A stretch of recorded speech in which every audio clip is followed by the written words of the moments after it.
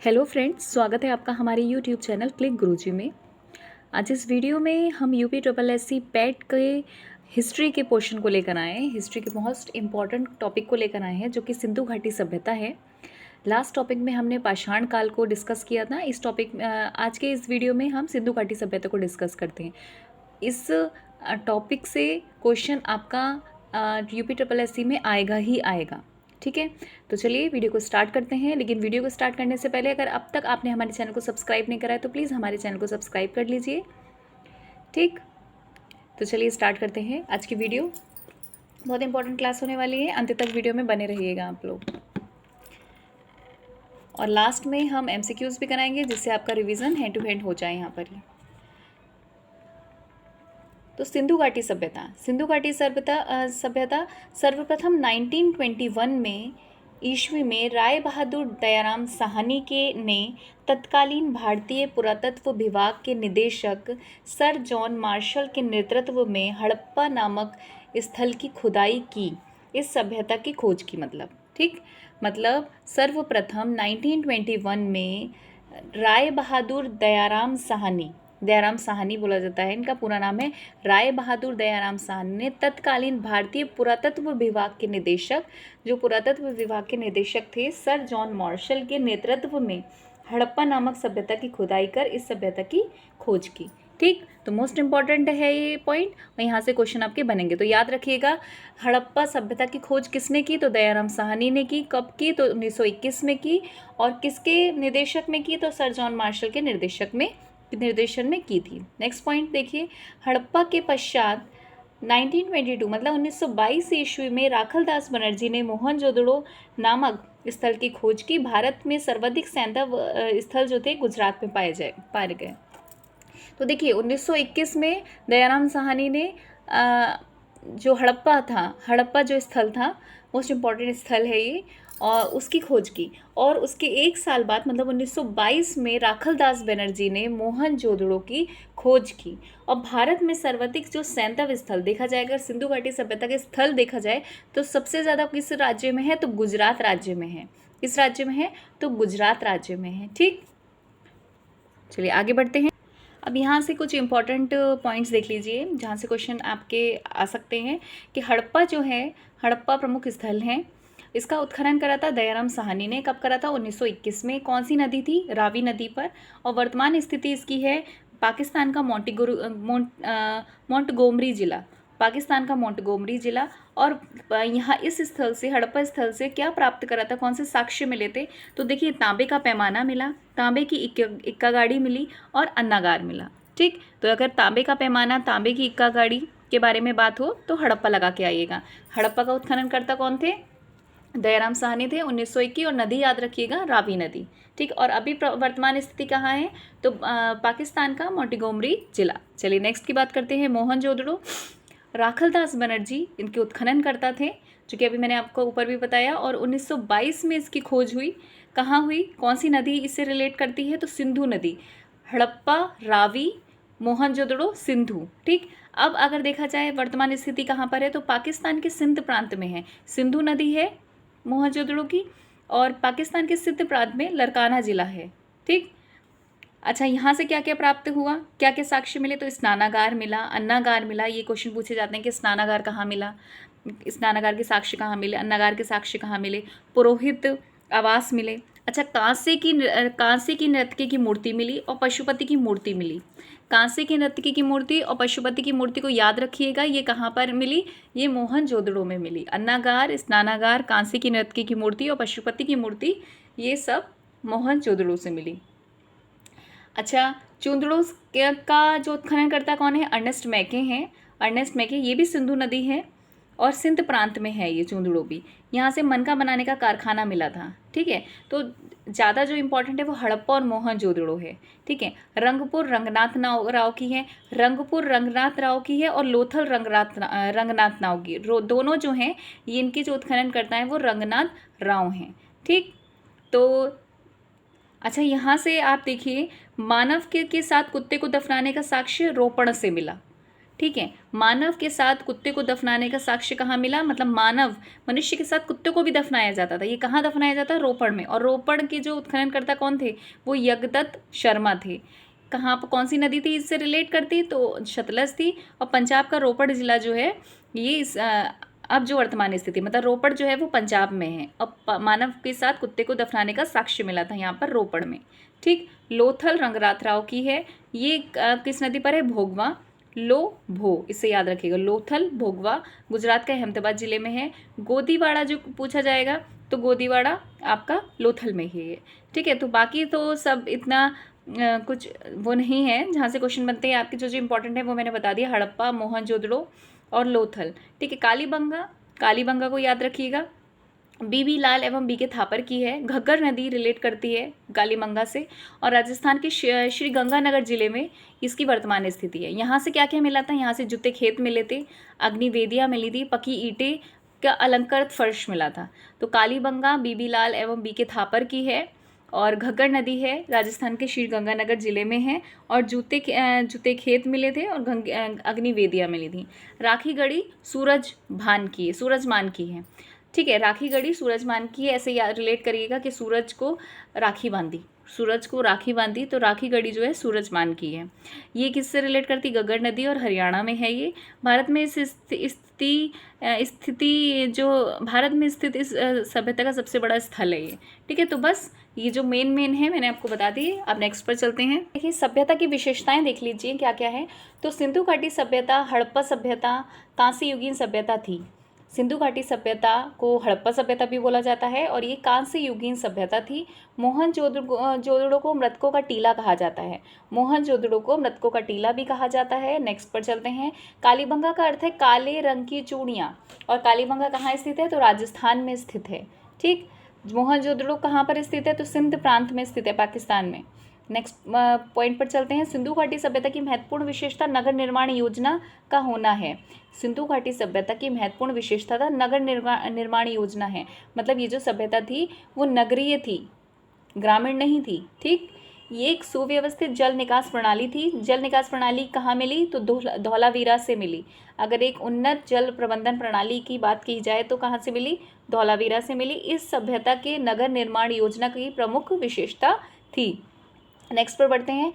हड़प्पा सभ्यता का समाज मात्र सत्तात्मक था। माता को विशेष महत्व दिया जाता था। कृषि तथा पशुपालन के साथ साथ उद्योग एवं व्यापार भी अर्थव्यवस्था के मुख्य आधार थे। मतलब कृषि और पशुपालन के साथ साथ जो उद्योग और व्यापार थे वो भी अर्थव्यवस्था के मुख्य आधार थे। एक बार फिर देख लीजिए। सिंधु घाटी सभ्यता, हड़प्पा सभ्यता, कांस्य युगीन सभ्यता थी। मोहनजोदड़ो को मृतकों का टीला कहा जाता है। कालीबंगा का अर्थ है काले रंग की चूड़ियाँ। सिंधु घाटी सभ्यता की महत्वपूर्ण विशेषता नगर निर्माण योजना थी। एक सुव्यवस्थित जल निकास प्रणाली इस सभ्यता के नगर निर्माण योजना की प्रमुख विशेषता थी। हड़प्पा सभ्यता का समाज कैसा था, तो मात्र सत्तात्मक था। कृषि तथा पशुपालन के साथ साथ उद्योग तथा व्यापार भी अर्थव्यवस्था के मुख्य आधार थे। नेक्स्ट पर बढ़ते हैं। हड़प्पा सभ्यता के आर्थिक जीवन का मुख्य आधार कृषि था। हड़प्पा सभ्यता जो थी उसके जो आर्थिक जीवन का मुख्य आधार कृषि था। वैसे तो उद्योग धंधे ये भी सब होते थे, लेकिन जो मुख्य आधार था वो कृषि था। विश्व में सर्वप्रथम यहीं के निवासियों ने कपास की खेती प्रारंभ की। अगर पूछा जाए इस कपास की खेती सबसे पहले कहाँ प्रारंभ की गई थी, तो विश्व में सर्वप्रथम यहाँ के निवासियों ने, मतलब हड़प्पा निवासियों ने ही कपास की खेती प्रारंभ की थी। मेसोपोटामिया में कपास के लिए सिंधु शब्द का प्रयोग किया जाता है। यूनानियों ने इसे सिंडन कहा सिंधु को, जो सिंधु का ही यूनानी रूपांतरण था। ठीक। नेक्स्ट पर बढ़ते हैं। हड़प्पा सभ्यता के में आंतरिक तथा विदेशी दोनों प्रकार का व्यापार होता था। आंतरिक भी होता था और विदेशी भी होता था। व्यापार वस्तु विनिमय के द्वारा होता था। वस्तु विनिमय में तो जानते हैं ना आप लोग, वस्तु विनिमय मतलब एक वस्तु देकर जब दूसरी वस्तु दी जाती है, मिलती है, उसको वस्तु विनिमय कहते हैं। यहाँ पर कोष मतलब मनी से कोई मनी का काम यहाँ पर नहीं था। माप तोल की इकाई संभवतः 16 के अनुपात में थी। हड़प्पा सभ्यता में प्रशासन संभवतः वणिक वर्ग द्वारा चलाया जाता था। जो प्रशासन था वो वणिक वर्ग द्वारा चलाया जाता था। इस सभ्यता में मातृ देवी की उपासना का प्रमुख स्थान था। मातृ सत्तात्मक था और मातृ देवी की उपासना का प्रमुख स्थान था। साथ ही पशुपति, लिंग, योनि, वृक्षों और पशुओं की भी पूजा की जाती थी। ठीक, तो याद रखिएगा पशुपति की पूजा की जाती थी। पशुओं में कुबड़ वाला सांड, बड़ा इंपॉर्टेंट क्वेश्चन है ये। पशुओं में कुबड़ वाला सांड सर्वाधिक महत्वपूर्ण पशु था। कुबड़ वाला सांड सर्वाधिक महत्वपूर्ण पशु था और उसकी पूजा का प्रचलन था, और कुबड़ वाले सांड की पूजा का प्रचलन था, याद रखिएगा।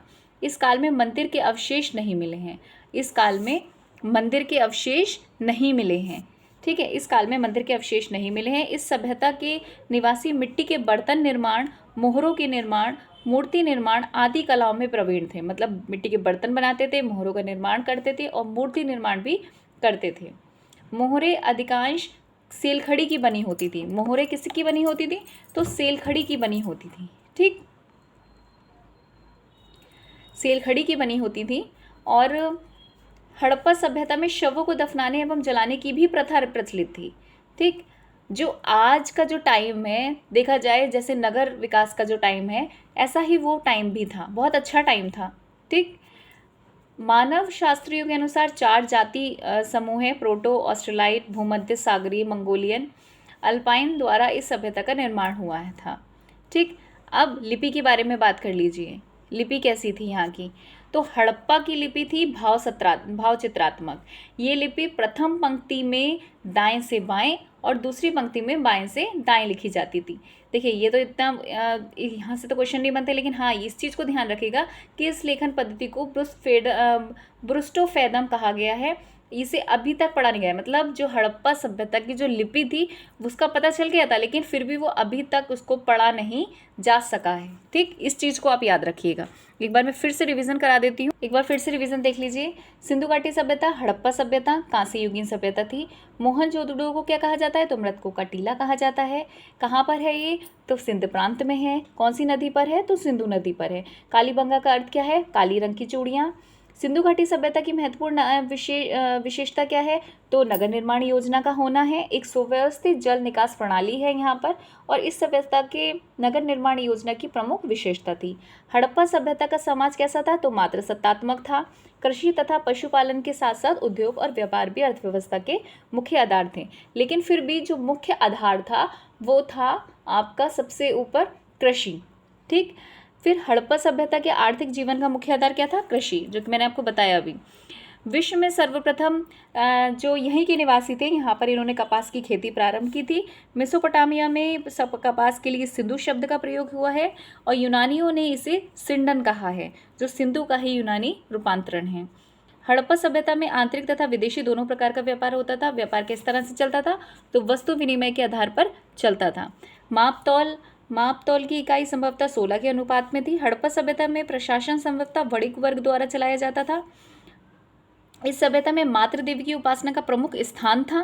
साथ ही पशुपति, लिंग, योनि, वृक्ष एवं पशुओं की भी पूजा की जाती थी। इसको याद रखिएगा, पशुपति की। ठीक, पशुओं में कुबड़ वाला सांड महत्वपूर्ण पशु था और उसकी पूजा भी प्रचलन में थी। इस काल में मंदिर के अवशेष नहीं मिले थे। इस सभ्यता में निवासी मिट्टी के बर्तन निर्माण, मोहरे के निर्माण आदि कलाओं में प्रवीण थे। मोहरें अधिकांश कैसी बनी होती थी? तो सेलखड़ी की बनी होती थी। हड़प्पा सभ्यता में शवों को दफनाने और जलाने की प्रथा भी प्रचलित थी। और मानव शास्त्रियों के अनुसार 4 जाति थी: प्रोटो ऑस्ट्रेलिया, भूमध्य सागरीय, मंगोलियन और अल्पाइन। और इस काल के लोग जो थे वो किस धातु से परिचित नहीं थे? तो वो लोहे से परिचित नहीं थे। ठीक, तो यहाँ पर हमारी जो भी थ्योरी है वो हमारी कंप्लीट हो गई है। चलिए एमसीक्यूज़ पे बढ़ते हैं, जिससे पता चले कि आपने कितना ध्यान से पढ़ा। चलिए तो क्वेश्चन को स्टार्ट करते हैं। देखिएगा कितना ध्यान से आपने पढ़ा, क्वेश्चन लगाइएगा। सिंधु घाटी सभ्यता किस काल की सभ्यता मानी जाती है? ए पुरापाषाण काल, बी लौह काल, सी कांस्य काल या फिर डी महापाषाण काल? बताइए, सिंधु घाटी की जो सभ्यता है वो किस काल की सभ्यता मानी जाती है? तो इसका आंसर है सी कांस्य काल। सी कांस्य काल इज अ राइट आंसर। ठीक, नेक्स्ट पर बढ़ते हैं। हड़प्पा की खुदाई सर्वप्रथम कब हुई? 1930 ईस्वी में, 1925 ईस्वी में, 1922 ईस्वी में या 1921 ईस्वी में? तो बताइए हड़प्पा की खुदाई कब हुई? तो 1921 में हुई। किसने की? दयाराम साहनी ने की। चलिए नेक्स्ट पर बढ़ते हैं। निम्न में से किस स्थल को मृतकों का टीला के नाम से जाना जाता है? तो मृतकों के टीला के नाम से जाना जाता है ए हड़प्पा, बी धौलावीरा, सी मोहनजोदड़ो या फिर डी कालीबंगा। बताइए मृतकों के टीले के नाम से किसको जाना जाता है? ए हड़प्पा, बी धौलावीरा, सी मोहनजोदड़ो या फिर डी कालीबंगा। तो मृतकों के टीले के नाम से जाना जाता है सी मोहनजोदड़ो। ठीक, Mohenjodaro is a right answer. ठीक है, चलिए नेक्स्ट पर बढ़ते हैं। चलिए बताइए नेक्स्ट क्वेश्चन पे, मोहनजोदड़ो के टीले को खोजने का श्रेय किसे है? किसे दिया गया? मोहनजोदड़ो के टीले को खोजने का श्रेय किसको जाता है? ए राखलदास बनर्जी, बी दयाराम साहनी, सी जॉन मार्शल या फिर डी माधव स्वरूप बत्स। तो मोहनजोदड़ो के टीले को खोजने का श्रेय जाता है आपका राखलदास बनर्जी को। ठीक, राखलदास बनर्जी को, और दयाराम साहनी हड़प्पा की खोज की थी। नेक्स्ट पर बढ़ते हैं। हड़प्पा सभ्यता में विशाल स्नानागार का साक्ष्य कहाँ से मिला? तो ए हड़प्पा, बी मोहनजोदड़ो, सी लोथल या फिर डी धौलावीरा। तो बताइए हड़प्पा सभ्यता के विशाल जो स्नानागार थे उसके साक्ष्य कहाँ से मिले? तो उसके साक्ष्य मिले हैं आपके बी मोहनजोदड़ो से। ठीक है, स्नानागार है, अन्नागार है, कांस्य नृत्य की मूर्ति है, पशुपति की मूर्ति है, ये सब मोहनजोदड़ो से ही मिला है। चलिए नेक्स्ट पर बढ़ते हैं। बताइए निम्न में से कौन सा सुमेलित नहीं है? नगर दे रखे हैं और नदी दे रखी है। कौन सा नगर किस नदी से सम्मिलित है? तो हड़प्पा रावी, सही है बिल्कुल। मोहनजोदड़ो सिंधु, सही है बिल्कुल। कालीबंगा घग्गर से रिलेट करता है, लेकिन लोथल सतलज से रिलेट नहीं करता है। लोथल करता है भोगवा नदी से रिलेट। लोथल भोगवा नदी से रिलेट करता है। मैंने कहा था लो भो, तो इसका मतलब लोथल जो है भोगवा नदी से रिलेट करता है। हड़प्पा रावी, मोहनजोदड़ो सिंधु, कालीबंगा घग्गर, लेकिन लोथल जो है वो सतलज से रिलेट नहीं करता, ये भोगवा से रिलेट करता है। चलिए नेक्स्ट पर बढ़ते हैं। सिंधु घाटी सभ्यता में गोदीवाड़ा का साक्ष्य कहाँ से मिला है? अभी मैंने आपको बताया था, ये गोदीवाड़ा का साक्ष्य मिला है ए धौलावीरा से, बी लोथल से, सी सुरकोटदा से या फिर डी चूंदड़ो से। तो गोदीवाड़ा का जो साक्ष्य मिला है वो मिला है बी लोथल से। ठीक, B Lothal is the right answer. चलिए नेक्स्ट पर बढ़ते हैं। निम्न में से किस धातु का प्रयोग हड़प्पा के लोग नहीं करते थे? ए सोना, बी चांदी, सी कांसा या फिर डी लोहा। बताइए निम्न में से कौन से किस धातु का प्रयोग हड़प्पा के निवासी नहीं करते थे हड़प्पा के लोग? तो वो लोहे से परिचित नहीं थे, लोहे का प्रयोग नहीं करते थे। ठीक, चलिए नेक्स्ट पर बढ़ते हैं। और आज का इस वीडियो का लास्ट क्वेश्चन है ये, किस हड़प्पा सभ्यता स्थल से कांस्य नर्तकी की मूर्ति प्राप्त हुई है? तो बताइए ए मोहनजोदड़ो, बी हड़प्पा, सी कालीबंगा या फिर डी चूंदड़ो। तो किस हड़प्पा सभ्यता से कांस्य नर्तकी की मूर्ति प्राप्त हुई है? तो इसका आंसर है ए मोहनजोदड़ो। ठीक, समझ आ गया? बताइए आप कितने क्वेश्चंस आपने ठीक करे हैं, कितने ध्यान से आपने वीडियो को वॉच करा है, और कितने क्वेश्चंस आपके ठीक बैठ रहे हैं, कमेंट सेक्शन में आप ज़रूर बताइए। और तब तक के लिए आज का एक होमवर्क में क्वेश्चन मैं देती हूँ आपको। आज का क्वेश्चन मैं देती हूँ कि जो हड़प्पा सभ्यता थी वो मातृ सत्तात्मक थी या फिर पितृ सत्तात्मक थी? कमेंट सेक्शन में ज़रूर बताइएगा कि मातृ सत्तात्मक थी या पितृ सत्तात्मक थी। ठीक, तो यहाँ पर ये वीडियो आपकी ख़त्म होती है। अगर वीडियो आपके लिए यूज़फुल रही हो तो प्लीज़ हमारी वीडियो को आप शेयर और लाइक करना नहीं भूलिएगा। और अगर अब तक हमारे चैनल को आपने सब्सक्राइब नहीं करा तो प्लीज़ चैनल को सब्सक्राइब कर लीजिए और बेल आइकन को प्रेस कर लीजिए, जिससे आने वाले जितने भी इंपॉर्टेंट वीडियोज़ हैं वो आपको आसानी से प्रोवाइड हो सकें। इसी तरह से हम सारा सिलेबस आपका कंप्लीट कराएंगे पेट का। तब तक के लिए थैंक यू, धन्यवाद, जय हिंद।